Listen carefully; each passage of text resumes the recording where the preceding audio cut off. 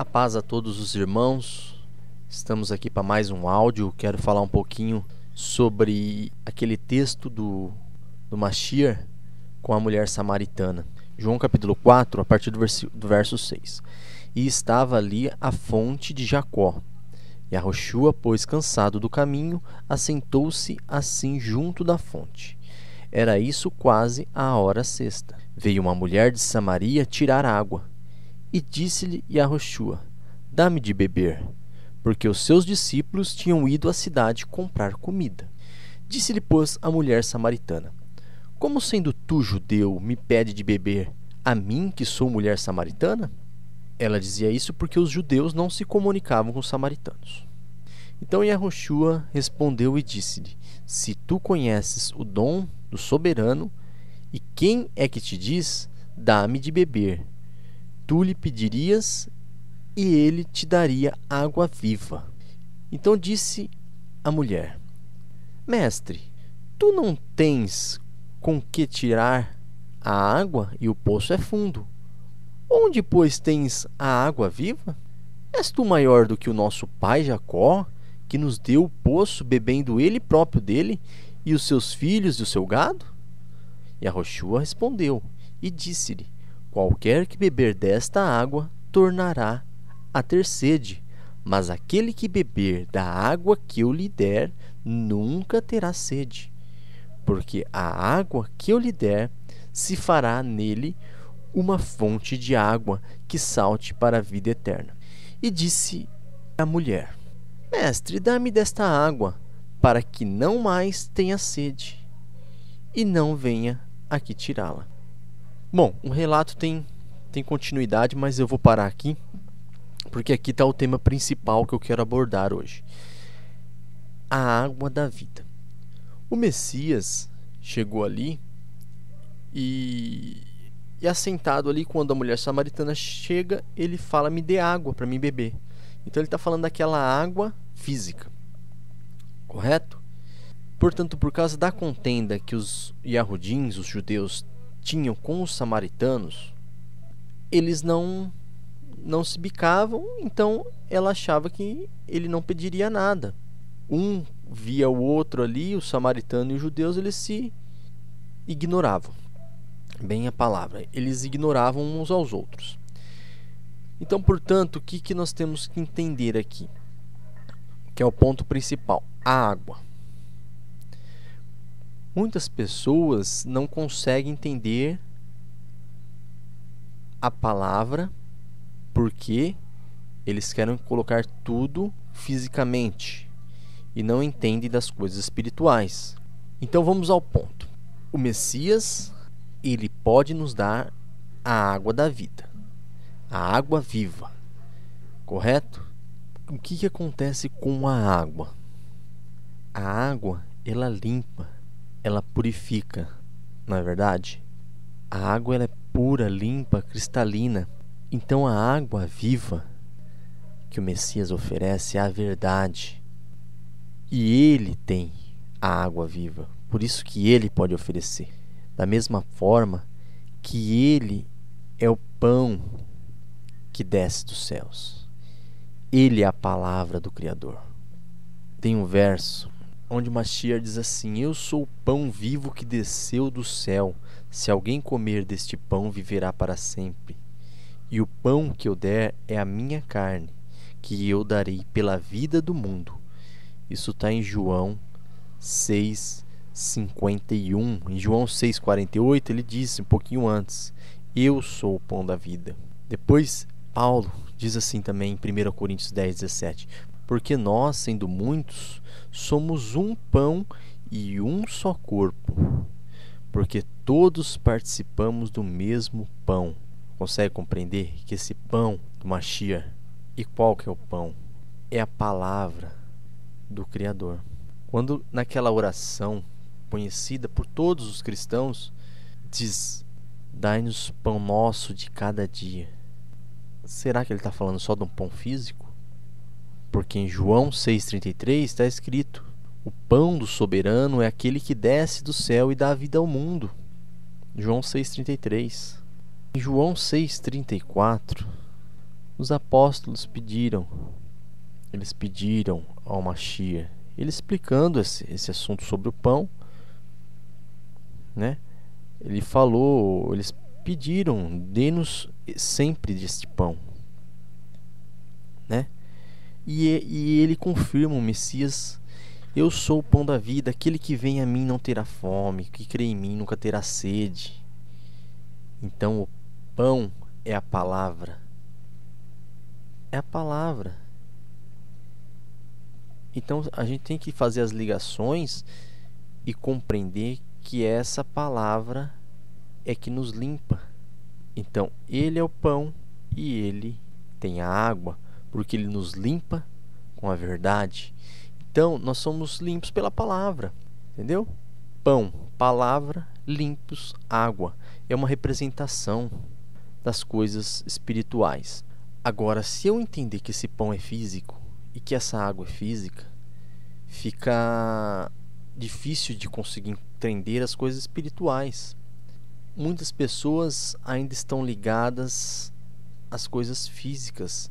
Então, nascer de novo da água, gente, água. O que eu acabei de falar? Ser limpo, ser purificado. Nascer da água e do vinho é ser limpo. Para que a gente tem que ser limpo? Para que a gente receba o vinho novo. E o que representa o vinho novo em nossas vidas? Muitas pessoas não conseguem colocar isso pro ponto de vista espiritual.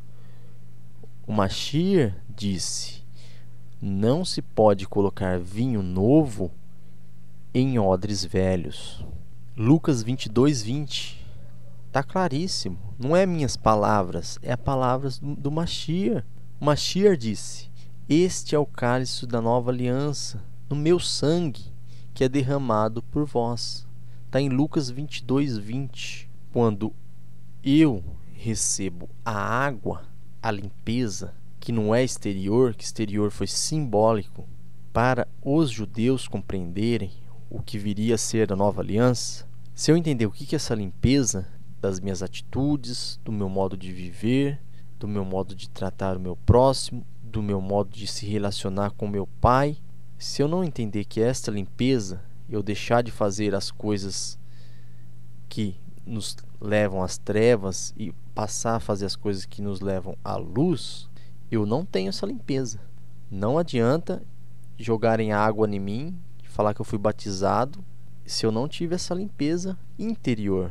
Aí sim, essa limpeza, junto com o pão, que é a palavra, vai me levar à nova aliança, que é o vinho novo. Se você olhar aquele relato do casamento, o Messias transformando a água em vinho, ele mostra claramente nessa transição aí da água para o vinho, que a água representa a limpeza do quê? A limpeza do vinho antigo. Você vê esse relato, você vai entender que era servido um vinho no casamento. Esse vinho que era servido acabou. Encerrou, gente, acabou o vinho velho. Ele foi lá, encheu as 6 talhas com água. É a transição. Não é para ficar na água, não é para ficar no vinho velho que acabou. Vamos para o vinho novo. Vocês conseguem compreender essa mensagem espiritual? Aí vem a maravilhosa mensagem, final da mensagem, na verdade, que o vinho novo muito melhor do que o vinho velho. Você é limpo pela água da vida. Você é limpo por quê? Porque você está comendo do pão que desce dos céus. Aí você já está fazendo parte da nova aliança. Então você está participando da ceia que muitos acham que tem que ser feita fisicamente, que é só um ritual, que é só uma sombra. Não, mas não está lá no Antigo Testamento, as coisas do Antigo Testamento que são sombra. Tá, tudo bem. As coisas do Antigo Testamento são sombra. Agora, presta bem atenção. Quando que começa a nova aliança, o Novo Testamento? Quando que começa isso? Quando o Mashiach nasce? Isso é o que o sistema religioso te leva a entender. Porque quando colocaram lá quando colocaram lá que o Novo Testamento começa com o nascimento, Mashiach, confundiram nossas mentes. Eu acreditava nisso também, que o Novo Testamento era ali. Na verdade, nem conseguia compreender por que se dividia as escrituras, novo, velho, antigo, não entendia isso. Mas a partir do momento que você entende que a nova aliança, ela tem como o simbolismo quando foi derramado o sangue do Mashiach. Yahushua HaMashiach, o Emmanuel, ele é a presença do Pai que esteve conosco aqui na Terra. Esse entendimento tem que abrir a nossa mente, porque senão nós não seremos capazes de entender a nova aliança, que é a aliança espiritual. Meus irmãos, se a gente olhar aqui a partir desse ponto, que o que eu disse até agora refere-se ao batismo e refere-se também àquele momento em que muitos chamam de a última ceia, ou também chamado ceia do Senhor aí no sistema religioso. O que acontece com esses rituais físicos? É isso que eu quis mostrar aqui, que o que é feito fisicamente, ele não vai te fazer um ser humano melhor de maneira alguma. Por que isso? Porque está escrito na palavra e nós não podemos negar isso. Agora, quando falta conhecimento da palavra, quando você não consegue ligar os pontos, não consegue ser descontaminado. Quando Paulo está falando da ceia e ele diz que aquele que comer injustamente do pão e do vinho, você lembra aquele verso? Ele diz que aquele que comer injustamente do pão e do vinho, isso serve para quê? Para condenação própria, porque eles não entenderam a nova aliança, eles não estão ligados ao Mashiach. Mas como isso? Beber indignamente, comer indignamente? Olha para o sistema religioso, é lindo, né? Muito bonito. Você olha para os rituais. Eu não estou brincando quando eu digo que é bonito, não. Mas hoje eu fico enojado de ver uma comemoração dessa, porque eu sei que aquele bonito por fora, ele é podre por dentro. O Mashiach alertou. Ele disse: ai de vós, fariseus, hipócritas, pois sois semelhantes aos sepulcros caiados.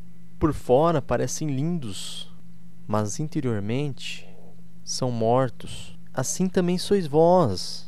Exteriormente parecem justos aos olhos dos homens, mas interiormente estão cheios da hipocrisia e de iniquidade. Meus irmãos, fico por aqui neste áudio. Este é um tema um pouco polêmico, vamos dizer assim, entre muitos irmãos que estão buscando se aperfeiçoar. E inclusive eu fiz esse áudio com o intuito de colaborar com o crescimento de todos. Então, refutem, não tem problema. Vamos dialogar sobre isso. Às vezes você tem alguma dúvida, às vezes se você tem alguma coisa para me dizer: Thiago, tá faltando encaixar uma pecinha aí, eu não tô sentindo segurança nisso que você tá passando, não tô vendo clareza isso nas escrituras. Então vamos dialogar, porque o que importa é que possamos chegar à verdade do nosso Criador. E é claro que todos nós temos muitas dúvidas, e certamente é só pela palavra, ouvir e viver conforme o Mashiach nos mostra, que vai nos livrando desses encalços da vida. Então eu agradeço a todos que ouviram até aqui, que possam tirar o proveito do que foi falado, e é claro que eu tenho falado para aqueles que têm se despertado e têm buscado o mesmo que eu, que é se aproximar do nosso Pai, do nosso Criador. E sabemos que a fonte disso é Yahushua. Esse é o ungido do Pai, e Ele é o caminho, a verdade e a vida. E só nele chegaremos ao reino do nosso Criador. A paz a todos e até um próximo áudio.